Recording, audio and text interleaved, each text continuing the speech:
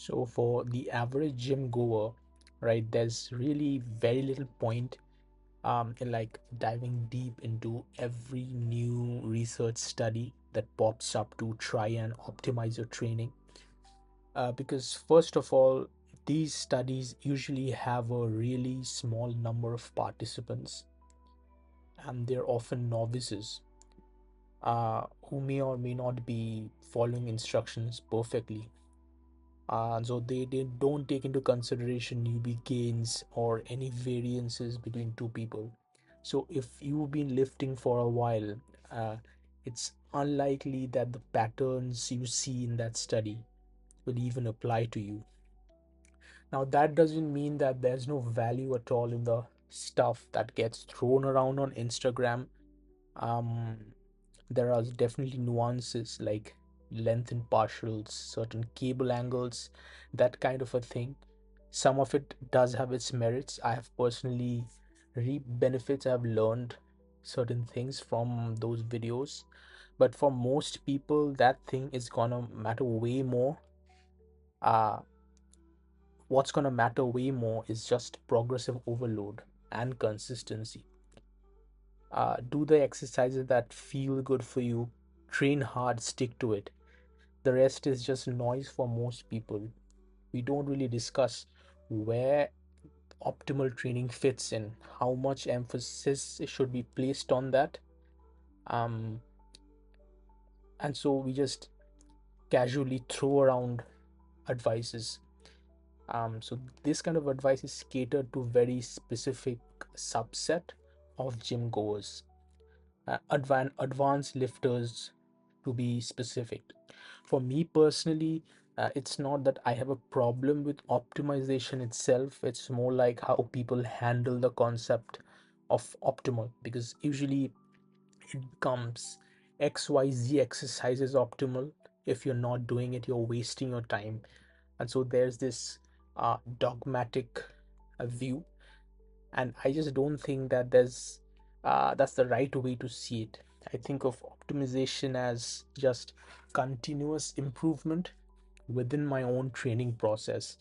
Like, okay, maybe I make a small tweak to my form here, I get a bit better at gauging my effort per set, I figure out when to push hard and when to pull back. Those things matter to me a lot more than just obsessing over whether my pull down angle is exactly right, or it's diverging or converging.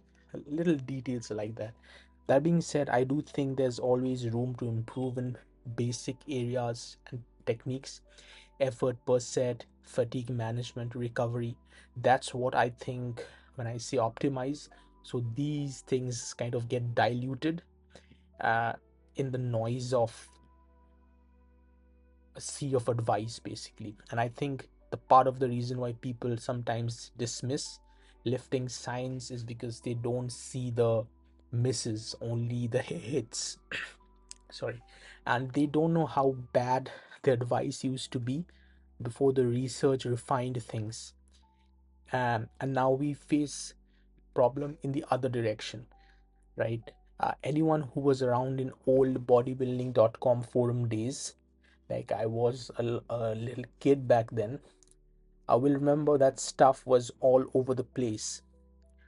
People were doing like 30 plus sets in one session, only 8 to 12 reps.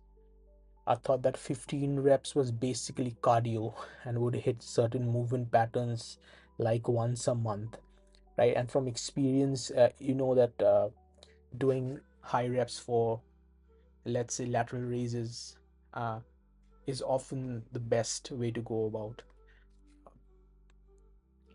Now we kind of take for granted that the advice is do 6 to 20 sets, 6 to 30 reps, rest longer for compounds, shorter for isolations, train everything at least once per week. But that wasn't obvious back then. Now it's basically uh, common knowledge. That's science giving us a ballpark, something to start experimenting from. The problem is people often don't understand how to generalize it. They think in black and white terms, and they don't listen to the caveats that people worth listening to actually give. Like Zach Robinson did that meta regression on RIR, reps in reserve, and then had to spend months explaining how people were misinterpreting it. That happens all the time. So, yeah, if you were a normal gym goer, just use the science as a guide, not a rule book. Train hard, keep improving in the basics, and don't let the noise distract you.